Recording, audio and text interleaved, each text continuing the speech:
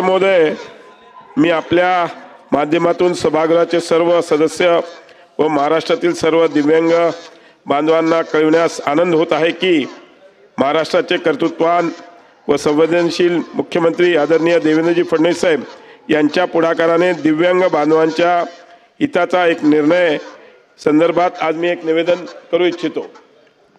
अध्यक्ष महोदय, सामाजिक न्याय आणि विशेष सहाय्य विभागांतर्गत राज्य पुरस्कृत संजय गांधी निराधार अनुदान योजना व श्रवणबाळ सेवा राज्य निवृत्ती वेतन योजना आणि केंद्र पुरस्कृत इंदिरा गांधी राष्ट्रीय दिव्यांग निवृत्त वेतन योजना या योजना राबविण्यात येत आहेत।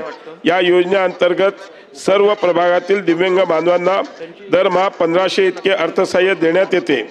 या योजनेअंतर्गत दिव्यांग बांधवांना देण्यात येणाऱ्या अनुदानाच्या रकमेत दरमहा 1500 वरून 2500 2500 अशी वाढ करण्यात शासनाने निर्णय घेतलेला आहे। ह्या आपण कृपया नोंद करावी। मी यासाठी माननीय मुख्यमंत्री उपमुख्यमंत्री सगळ्यांचे खूप खूप आभार मानतो।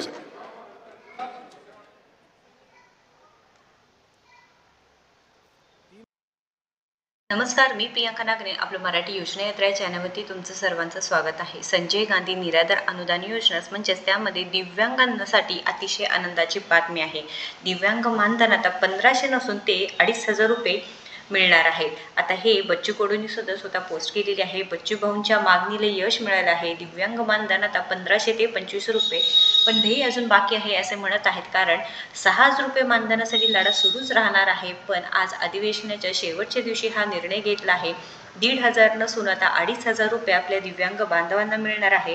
केंद्राकडून दिव्यांगांसाठी मानधन वाढ हवी, सरकारचे आभार, पण संघर्ष संपलेला नाही असे बच्चूभाऊ कडू यांनी सांगितलं आहे। पण सरकारचं नक्कीच इथे आपल्याला थँक्यू म्हणावं लागेल, धन्यवाद म्हणावं लागेल, कारण 1500 ते 250 रुपयेमध्ये वाढ करण्यात आले आहेत व आता सरकार पुढे जाऊन हेच पैशांमध्ये वाढ होण्यासाठी बच्चूभाऊंचं इथे मागणीसुद्धा सुरूच राहणार आहे, लढासुद्धा सुरूच राहणार आहे। याबद्दल डिटेल व्हिडिओ आहे, नक्कीच शेवटपर्यंत व्हिडिओ बघा।